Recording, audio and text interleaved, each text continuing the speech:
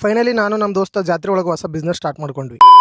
Hi hello ನಮಸ್ಕಾರ ಎಲ್ರಿಗೂ, ನಾನು ನಿಮ್ಮ ಸೂರ್ಯ ಎಕ್ಸ್ಪ್ಲೋರ್. ನಾವು ಇವತ್ತು ಬೆಳಗ್ಗೆ ಮಾಡಕ್ ಕೆಲಸ ಇಲ್ಲ ಅಂತ ಹೇಳಿ ಕನಕಗಿರಿಗೆ ಹೋಗಿ ಚಾ ಕುಡ್ ಬರೋಣ ಅಂತ ಹೋದ್ವಿ. ಅಲ್ಲಿ ಹೋದ್ಮೇಲೆ ನಮ್ಮ ದೋಸ್ತ ಚಾ ಬೇಡ, ಇವತ್ತು ಡಿಫ್ರೆಂಟ್ ಆಗಿ ಟ್ರೈ ಮಾಡೋಣ ಅಂತ ಹೇಳಿ ಲೆಮನ್ ಟೀ ಆರ್ಡರ್ ಮಾಡ್ದ. ನಾವು first time lemon tea try ಮಾಡಿದ್ವಿ, ಆದ್ರೂ ಸಖತ್ತಾಗಿತ್ತು. ಹಂಗೆ ಕುಡಿದ್ಬಿಟ್ಟು ಸೀದಾ ಮನೆ ಕಡೆ ಬಂದೆ. ಮನೆಗೆ ಬಂದು ಯೋಚನೆ ಮಾಡ್ಕೊಂತ ಮಲ್ಕೊಂಡಿದ್ದೆ. ಅವಾಗ ನಮ್ಮವ್ವ ಹೇಳ್ದೆ, ಯಾಕೋ ಬೋರ್ ಆಗ್ತಿದೆ ನೋಡಿ, ಏನ್ ಮಾಡ್ಬೇಕಂತಾನೆ ಗೊತ್ತಾಗ್ತಿಲ್ಲ ಅಂದೆ. ಅವಾಗ ನಮ್ಮವ್ವ, ಹೌದಾ ಹಂಗಾದ್ರೆ ಜಳಕ ಮಾಡು, ಸೀದಾ ಕನ್ನೆ ನೋಡಕ್ ಹೋಗೋಣ ಅಂದ್ಲು. ನಾನು ಅದೇ ಖುಷಿಲಿ ಓಡೋಗಿ ಜಳಕ ಮಾಡ್ಕೊಂಡು ಮಸ್ತ್ ರೆಡಿಯಾಗಿ ಬಂದೆ. ಅವಾಗ ನಮ್ಮವ್ವ, ಜಳಕ ಮಾಡಿ ಒಂದ್ ವಾರ ಆಗಿತ್ತಲ್ಲ, ಹಿಂಗಂದ್ರಾದ್ರೂ ಜಳಕ ಮಾಡ್ತಾನೆ ಅಂತ ಹೇಳಿ ಸುಳ್ಳು ಹೇಳಿದೆ ಅಂದ್ಬಿಟ್ಲು.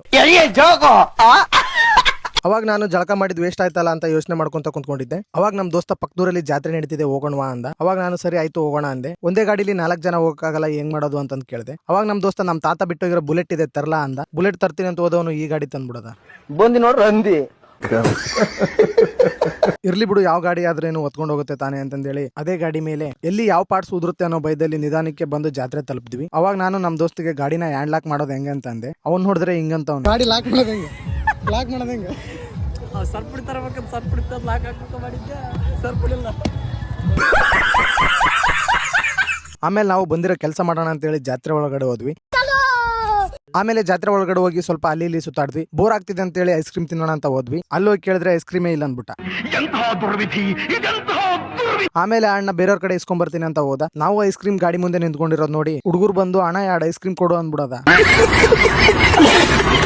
ಅಲ್ಲ ಗೈಸ್, ನೀವೇ ಕಮೆಂಟ್ ಮಾಡಿ ಹೇಳಿ, ನಮ್ಮ ಮುಖ ನೋಡಿದ್ರೆ ಆ ತರ ಕಾಣಿಸ್ತೀವ? ಆ ಹುಡುಗರು ಹಿಂಗ್ ಅಂದ್ಬಿಟ್ಟಲ್ಲ ಅನ್ನೋ ಬೇಜಾರಲ್ಲಿ ಹೋಗಿ ಆ ಕಡೆ ನಿಂತ್ಕೊಂಡ್ವಿ. ಅದೇ ಬೇಜಾರಲ್ಲಿ ನಿಂತಿರುವಾಗ ನಮ್ ದೋಸ್ತ, ಯಾವ್ದೋ ಹುಡುಗಿ ನಿನ್ನೆ ನೋಡ್ತಿದೆ ನೋಡ್ ಮಚ್ಚ ಅಂದ. ನಾನು ಅವಾಗ, ನನ್ನಲ್ಲ ಮಚ್ಚ, ನಿನ್ ನೋಡ್ತಿದೆ ನೋಡ್ಲೆ ಅಂದೆ. ಅವಾಗ ನಮ್ ದೋಸ್ತ, ನಮ್ಮಿಬ್ರು ಮುಖಕ್ಕೆ ಯಾರು ಬೀಳಲ್ಲ, ಮುಚ್ಕೊಂಡು ಮನೆಗೆ ಹೋಗೋಣ ನಡಿ ಅಂದ. ಆಮೇಲೆ ನಾವು ಜಾತ್ರೆ ಮುಗಿಸ್ಕೊಂಡು ಸೀದಾ ಮನೆ ಕಡೆ ಹೊಂಟ್ವಿ. ಓಕೆ ಗೈಸ್, ಇದಾಗಿತ್ತು ಇವತ್ತಿನ ಮಿನಿ ಬ್ಲಾಗ್. ಈ ವಿಡಿಯೋ ನಿಮ್ಗೆ ಏನಾದ್ರು ಇಷ್ಟ ಆಗಿದ್ರೆ ಲೈಕ್ ಮಾಡ್ರಿ, ಶೇರ್ ಮಾಡ್ರಿ, ಹಂಗೆ ಸಬ್ಸ್ಕ್ರೈಬ್ ಮಾಡ್ರಿ. ಈ ವಿಡಿಯೋ ನಿಮ್ಗೆ ಇಷ್ಟ ಆಗಿದೆ ಅಂತ ಅನ್ಕೊಂತೀನಿ. ವಿಡಿಯೋ ಇಲ್ಲಿವರೆಗೂ ನೋಡಿದಕ್ಕಾಗಿ ನಿಮ್ಗೆಲ್ಲರಿಗೂ ಧನ್ಯವಾದಗಳು. Thank you so much.